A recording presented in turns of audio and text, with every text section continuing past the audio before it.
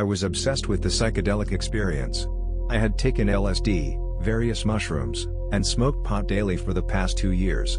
I was very interested in hallucinogens and in love with the idea of Timothy Leary's 7 levels of consciousness. I was eager to try the entheogens I had learned about in the course of my library research on the topic of anything mind-altering. One day, while looking through the back of High Times, past all the "please don't smoke our real opium incense and super cane BS" ads, I noticed a small ad by a company in Indiana selling amanitas as well as offering a catalog featuring roots, seeds, other botanicals. I was thoroughly book educated of amanitas and this is the first I had seen them for sale. I mailed off my $2 and anxiously awaited the catalog. When it arrived, I was immediately intrigued with it, even though products were listed only as scientific name, common name, and price, with no specific info. Still, I was amazed that all this was legal, and filled with wonder about the effects of some of the products of which I had never heard, such as toad venom and gymnopolis mushrooms. My first order was for Amanita muscaria var. Muscaria. A small brown package arrived via UPS 5 days after I called the order in, recited a legal disclaimer promising I am over 18 and understand the catalog's products are not sold for consumption.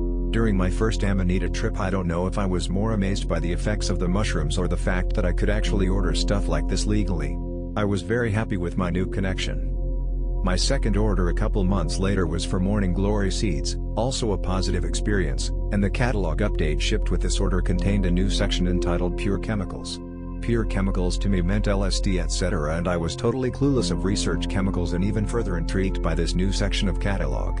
No product on this list was familiar to me, they might as well have been written in Sanskrit. However, one product jumped out at me, N,5-methoxydimethyltryptamine. I recognized the dimethyltryptamine and erroneously assumed this product was merely DMT chemically tweaked so as to be made legal. I ordered 25 mg for $25 plus shipping and handling. A week later, the UPS delivery man handed me the package and commented on how light it was. It must be a box of fresh air from Indiana. He had no idea. Neither did I. I opened the box in my room, dug through the packaging peanuts and stared in awe at the tiny vial of gleaming whitish clear crystals. I loaded my pot pipe with cigarette ashes with shaking hands and sprinkled less than half of the crystals on top. This is a horrible way to measure such a small dose, but a day after the horrible experience I took the remaining contents of the vial to a friend with the mg scale and there was 17 mg left, which put my dose at 8 mg. That is, if there was actually 25 mg originally. I was nervously excited and expected an intense visual trip as I had read DMT delivered. I struck the lighter, held it above the bowl and slowly inhaled. The smoke was harsh, but I held it to the count of 5, then exhaled. I counted to 5 again. Felt nothing. Just as I was reaching for the vial to smoke the rest, my heart began pounding out of my chest. I looked down at my chest, it was heaving from the force of my heartbeat, which must have been over 250 BPM. I jumped up in a wild panic. I was going to die. I didn't fear this, I knew it. I ran into the bathroom to hold my head under the cold bathtub. As I kneeled down, I realized my heart was beating so hard it was affecting my breathing. Inhalation was only possible in short gasps. As I held my head under the icy flow, I was praying to a God I didn't believe in to please make this stop, I am terrified.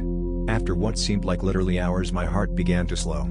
I was able to stand and I walked back into my room, just sort of paced back and forth running my hand through my hair. I noticed my alarm clock only 8 minutes had passed since I took that single hit, not the hours I thought I had spent on my knees in the bathroom.